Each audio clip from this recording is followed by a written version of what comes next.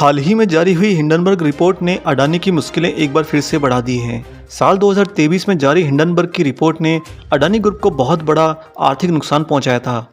कुछ ही महीनों में अभी अडानी ग्रुप उस नुकसान से उबरने का प्रयास कर ही रहा था कि अब आई हिंडनबर्ग की ताज़ा रिपोर्ट ने अडानी ग्रुप को फिर से बहुत बड़ा झटका दे दिया है।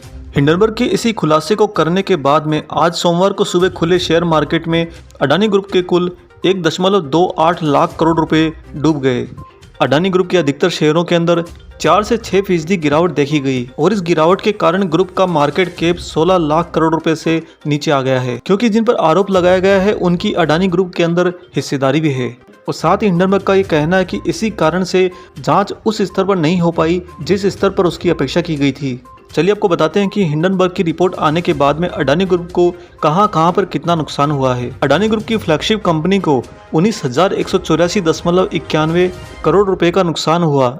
इसके साथ ही अडानी पोर्ट और SEZ को 16,406.25 करोड़ का भारी नुकसान हुआ है और इसके साथ ही अडानी पावर्स को 29,351.31 करोड़ रुपए का भारी नुकसान हुआ है। वहीं पर अडानी एनर्जी सॉल्यूशंस को 22,632.16 करोड़ रुपए का भारी नुकसान हुआ है और वहीं पर अडानी ग्रीन एनर्जी को भी 19,627.64 करोड़ रुपए का बहुत ही भारी नुकसान हुआ है और अडानी टोटल गैस को 12,807.29 करोड़ रुपए का नुकसान भी हुआ है।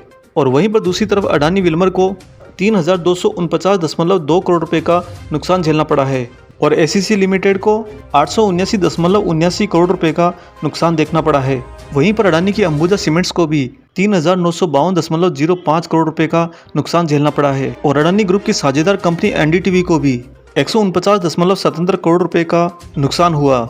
और इस तरह से अडानी ग्रुप के कुल 10 कंपनियों के मार्केट कैप में 1,28,240.37 करोड़ रुपए की गिरावट देखी गई है और इन्हीं सारी गिरावट के कारण अडानी ग्रुप का कुल मार्केट कैप 16 लाख करोड़ रुपए के लगभग नीचे आ गया है। अभी साथ ही हिंडनबर्ग रिसर्च ने यह भी बताया है कि आने वाले दिनों के अंदर वह और ज़्यादा अडानी ग्रुप का भांडा फोड़ने वाले हैं। देखना होगा कि आने वाले समय के अंदर किस तरह से अडानी ग्रुप और भारतीय सरकार इसका सामना करती है, क्योंकि यहाँ पर अडानी ग्रुप के साथ साथ में सेबी भी फंस गई है और सेबी के साथ में भारत की वर्तमान सरकार के ऊपर भी अंगुलियाँ उठ रही है। आप लोगों की इस पर क्या राय है, कमेंट बॉक्स में सभी लोग जरूर लिखिएगा।